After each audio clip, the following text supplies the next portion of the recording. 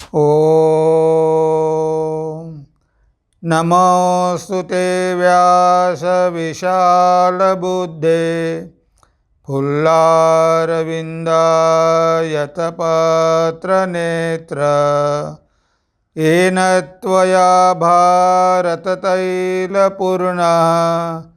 प्रज्वालितो ज्ञानमयप्रदीपः प्रज्वालितो ज्ञानमयप्रदीप।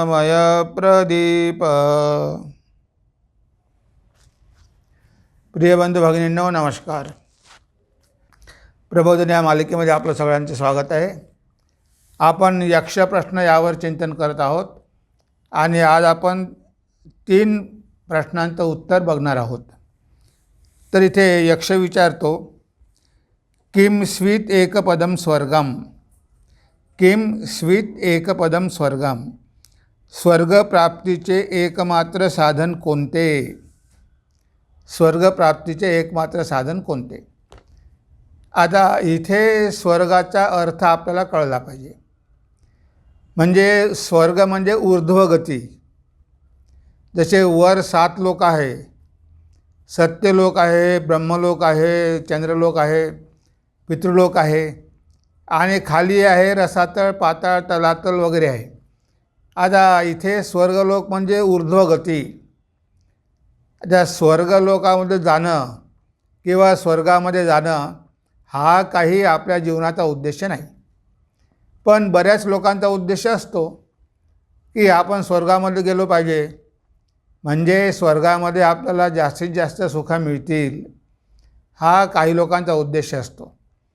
तेव्हा आता इथे तो यक्ष विचारतो की स्वर्गामध्ये जाण्यासाठी एकमेव मार्ग कोणता?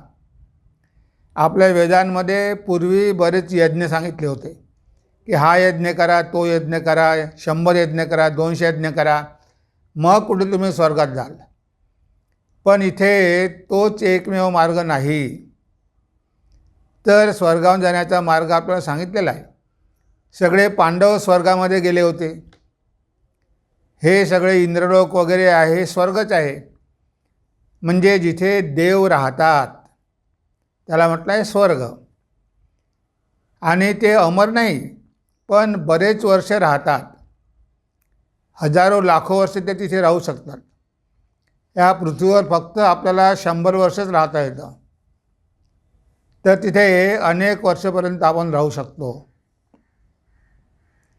तर इथे काय म्हणतात, सत्यम किम स्वीत एकपदम स्वर्गम, स्वर्गप्राप्तीचे एकमात्र साधन कोणते? तर उत्तर आहे सत्यम. म्हणजे इथे म्हटलं आहे की सत्य हाच एकमात्र स्वर्गप्राप्तीचा मार्ग आहे. आता इथे आपण स्वर्ग म्हणजे मोक्ष समजू, की आपल्याला मोक्ष प्राप्त करायचा असेल, आपल्याला ईश्वरलाभ करून घ्यायचा असेल, तर एकमात्र मार्ग कोणता आहे? तो मार्ग म्हणजे सत्याचं आचरण करणं. आपल्याला सत्याचं आचरण करावं लागेल. आणि हे आपले उपनिषद आपल्याला सांगतात, सत्यमेव जयते नानृतम सत्येन पंथा विततो देवयान. म्हणजे सत्याद्वारेच तुम्ही स्वर्गामध्ये जाऊ शकता. देवयान म्हणजे देवाकडे जाणारा मार्ग. तर तो सत्यामधूनच आहे. खोटं बोलून कोणी स्वर्गात जाऊ शकत नाही. भगवान श्री रामकृष्ण म्हणायचे की सत्य हीच कलियुगातली तपस्या आहे. सत्याचं आचरण करून मनुष्य भगवानला करून घेऊ शकतो, मुक्ती प्राप्त करून घेऊ शकतो. आणि सत्याचं आचरण केल्यामुळे जगामध्ये पण आपल्याला जय मिळू शकतो. म्हणजे सत्याला एवढं महत्त्वाचं स्थान दिलेलं आहे. म्हणजे तुम्हाला ऊर्ध्वगती पाहिजे असेल, म्हणजे तुम्हाला वर जायचं असेल किंवा स्वर्गामध्ये जायचं असेल, तर तुम्हाला या जगामध्ये काय करावं लागेल? सत्याचं आचरण करावं लागेल. सत्यम, सत्य म्हणजे ट्रूथ. आणि हे ट्रूथ कसं आहे? त्रिकाला बाधित आहे. वर्तमान, भविष्यकाळ आणि भूतकाळामध्ये सारखं राहणार आहे. तर इथे सत्याचं आचरण केल्यामुळे मनुष्याची ऊर्ध्वगती होते, त्याची अधोगती होत नाही. म्हणून आपण सत्याचं आचरण करण्याचा प्रयत्न केला पाहिजे. आपल्याकडून जेवढं होईल तेवढं केलं पाहिजे. म्हणजे 100% जरी होऊ शकलं नाही तरी आपण प्रयत्न केला तर खोटं बोलण्याचं प्रमाण आपण बऱ्याच प्रमाणात कमी करू शकतो. बरेचदा काय होतं, आपल्याला खोटं बोलण्याची सवयच लागून जाते आणि ती सवय लागल्यामुळे आपण खोटंच बोलत राहतो. त्यामुळे खोटं बोलल्यामुळे आपली अधोगती होते. म्हणून इथे म्हटलं आहे की स्वर्गामध्ये जाण्याचा एकमात्र मार्ग आहे सत्यम. दुसरा प्रश्न आहे किम स्वीत एकपदम सुखम, म्हणजे अत्यंत सुखदायक गोष्ट कोणती? तर उत्तर आहे शीलम. म्हणजे ह्या जगामध्ये आपल्याला सुख देणारी गोष्ट कोणती आहे? तर इथे म्हटलं आहे की शीलम म्हणजे चरित्र, कॅरेक्टर. आता ह्या जगामध्ये कितीतरी प्रलोभनं आहे, कितीतरी वाईट गोष्टी आहे, पण ह्या सगळ्यांच्या मोहात न पडता स्वतःचं चरित्र जोपासणं हे सगळ्यात महत्त्वाची गोष्ट आहे. तुम्हाला कोणी 1,00,000 रुपये जरी दिले तरी तुमच्यामध्ये हिंमत आहे का नाही म्हणायची? तर ती जर लाच असेल तर आपण ते नाकारली पाहिजे. त्यासाठी आपलं चरित्र चांगलं पाहिजे आणि अशा प्रकारे आपण आपलं चरित्र घडवू शकतो. जेव्हा मनुष्य चारित्र्यवान बनतो तेव्हा त्याला या जगातली कोणतीच गोष्ट प्रभावित करू शकत नाही किंवा आकर्षित करू शकत नाही. कारण त्याला या जगातल्या गोष्टींचं महत्त्व कळलेलं असतं की ह्या 2 दिवसाच्या आहे, ह्या काही खऱ्या नाही, म्हणून तो त्या गोष्टींच्या मागे धावत नाही. म्हणजे जगामध्ये सगळ्यात महत्त्वाची गोष्ट म्हणजे आपलं चरित्र जोपासणं. म्हणून ते म्हणतात ना, if wealth is lost nothing is lost, if health is lost something is lost, but if character is lost everything is lost. म्हणजे आपल्या चरित्राचं, आपल्या चारित्र्याचं रक्षण करणं, त्याला म्हटलं आहे शीलम, हे अतिशय महत्त्वाचं आहे. म्हणजे कोणत्याही प्रसंगी आपण धैर्य ठेवलं पाहिजे.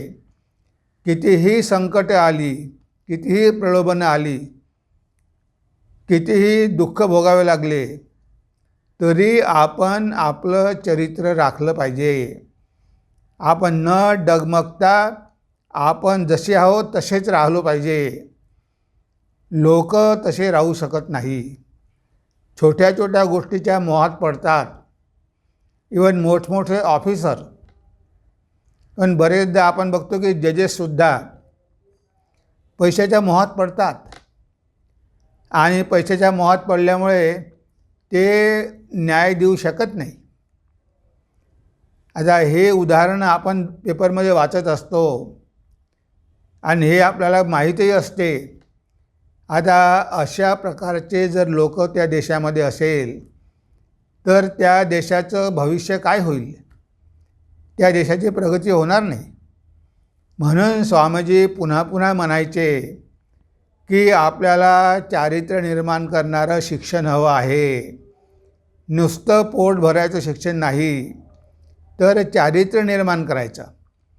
म्हणजे कितीही मोठं प्रलोभन आलं तरी धर्माच्या मार्गापासून आपण विचलित व्हायचं नाही, धर्माचा मार्ग सोडायचा नाही. कितीही दुःख भोगावे लागले, कितीही प्रलोभन आली तरी आपला धर्म सोडायचा नाही. आणि जो धर्माला धरून आहे त्याचा जय होतो. गांधारी काय म्हणते? यतो धर्म ततो जय. जिथे धर्म आहे तिथेच विजय आहे. म्हणजे बघा, आपल्या जीवनामध्ये चारित्र्याला किती महत्त्व आहे. चारित्र्यवान लोक जर निर्माण झाली तर आज आपल्या समाजामध्ये ज्या काही वाईट गोष्टी सुरू आहे त्या मुळीच राहणार नाही. जर आपण लोकांसाठी काम केलं, बघा शिवाजी महाराज बघा, विवेकानंद बघा, त्यांनी स्वतःचा विचार कधीही केलेला नाही. मनुष्य जेव्हा स्वार्थी असतो, त्याला पॉवर पाहिजे, अधिकार पाहिजे, पैसे पाहिजे, तेव्हा तो चारित्र्याचा विचार करत नाही. लोक काय म्हणतील हाही विचार करत नाही आणि तो प्रलोभनात येतो. त्यासाठी काहीही करू शकतो. लोकांचं नुकसान करतो, लोकांमध्ये भेदबुद्धी निर्माण करतो. कारण त्याला सत्ता पाहिजे असते आणि सत्ता मिळाली की पैसा मिळतो.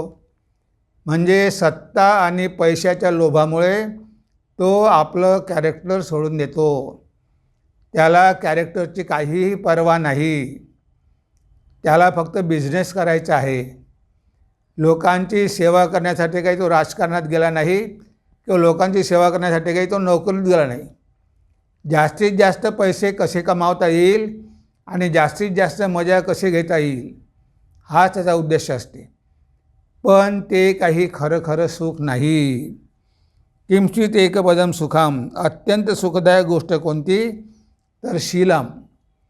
एखादा मनुष्य गरीब असेल पण तो जर चारित्र्यवान असेल तर तो नेहमी आनंदातच राहील, तोच नेहमी सुखात राहील. ज्याच्याकडे सत्ता आहे, पॉवर आहे, त्याला कधीही सुख मिळत नाही. कारण त्यानं ते अनैतिक मार्गाने मिळवलेलं आहे. त्यानं जर नैतिक मार्गाने मिळवलेलं असेल, खरोखर लोकांची सेवा करणं हा उद्देश असेल तर त्यालासुद्धा सुख मिळेल. पण पहिली गोष्ट त्यानं आपलं चारित्र्याचं रक्षण केलं पाहिजे. जर मनुष्य चारित्र्य जोपासू शकला नाही तर तो काहीच करू शकत नाही आणि कधीच जीवनामध्ये सुख होऊ शकत नाही. आपण असे कितीतरी लोक बघतो, त्यांच्याकडे सगळं काही आहे पण त्यांच्या जीवनामध्ये सुख नावाची गोष्ट नाही, त्यांच्या जीवनामध्ये संतोष नाही. म्हणून ते युधिष्ठिरांनी म्हटलं आहे की सगळ्यात महत्त्वाची गोष्ट, सगळ्यात जास्त सुख देणारी गोष्ट जर कोणती असेल तर शीलम आहे. जो मनुष्य किंवा जी स्त्री चारित्र्यवान आहे त्यापासून त्या व्यक्तीला जो आनंद मिळतो तो आनंद सत्तेमध्ये आणि पैशामध्ये नाही. तुम्हाला कितीही मिळालं तरी समाधान कुठे आहे? आणि ज्या ठिकाणी समाधान नाही त्या ठिकाणी आनंद कुठे आहे? म्हणून तुम्हाला खरोखर आनंद पाहिजे असेल, सुख पाहिजे असेल तर आपल्या चारित्र्याचं रक्षण करा. त्याशिवाय आपण या जगामध्ये काहीही करू शकत नाही. हे अतिशय महत्त्वाचं आहे. म्हणून इथे म्हटलं आहे दुसऱ्या प्रश्नाचं उत्तर की शीलम म्हणजे चरित्र हेच आपल्याला जास्तीत जास्त सुख देणारं आहे. आणि तिसरा प्रश्न आहे धनानाम स्यात् किम उत्तमम, म्हणजे श्रेष्ठ प्रकारचे धन कोणते? उत्तर आहे श्रुतम, ज्ञान हेच श्रेष्ठ धन आहे. बरेच प्रकारचे धन आहेत. नाव आहे, यश आहे, पैसा आहे, सत्ता आहे. पण या सगळ्यामध्ये श्रेष्ठ धन कोणतं आहे? ते श्रेष्ठ धन आहे ज्ञान. बाकी सगळ्या गोष्टी तुमच्याकडून निघून जाऊ शकतात, पण तुम्ही जे ज्ञान संपादन केलेलं आहे ते तुमच्यासोबत राहणार आहे. सगळी काही पुस्तकं गेली, सगळं काही गेलं तरी तुम्ही ज्ञानी आहात. म्हणतात ना, स्वदेशे पूज्यते राजा, विद्वान सर्वत्र पूज्यते. आपल्या देशामध्ये फक्त राजाची पूजा होते, पण जो विद्वान आहे त्याची सगळ्या जगामध्ये पूजा होते.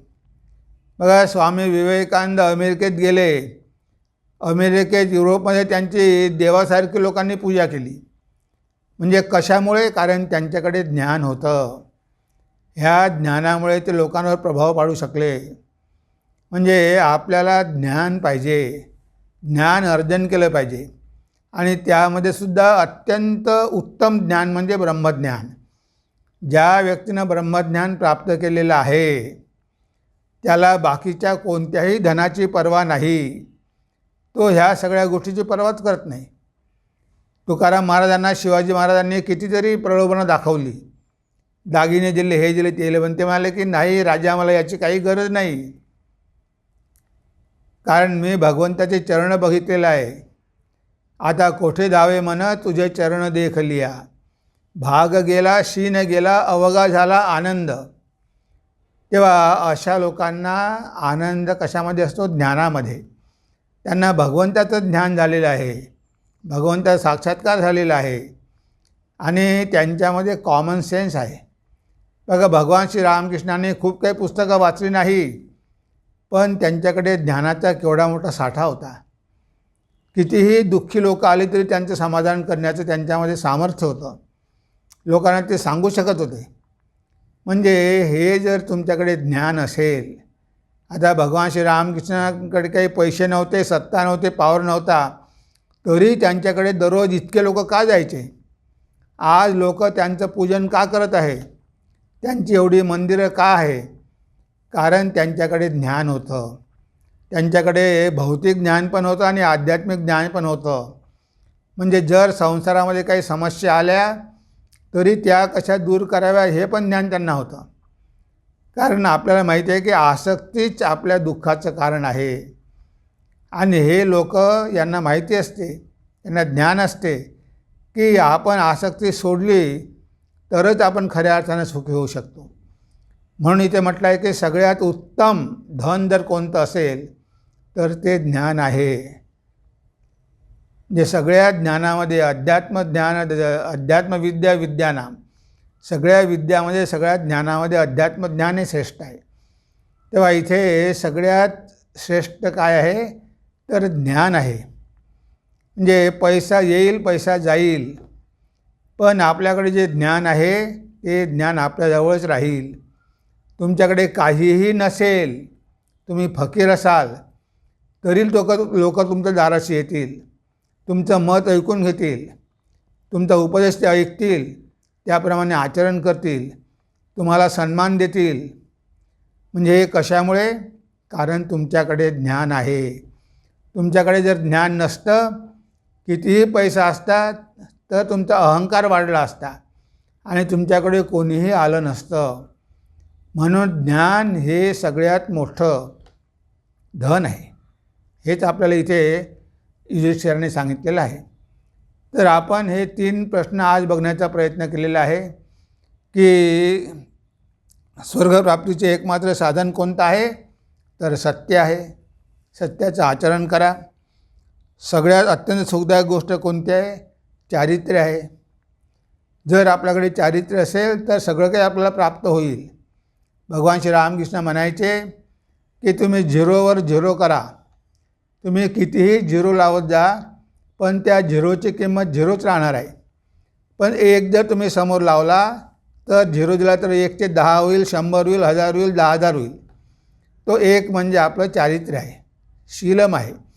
जर मनुष्याकडे चारित्र्य असेल तर तुम्ही बाकी कितीही विद्या घ्या, त्याची किंमत वाढत जाईल.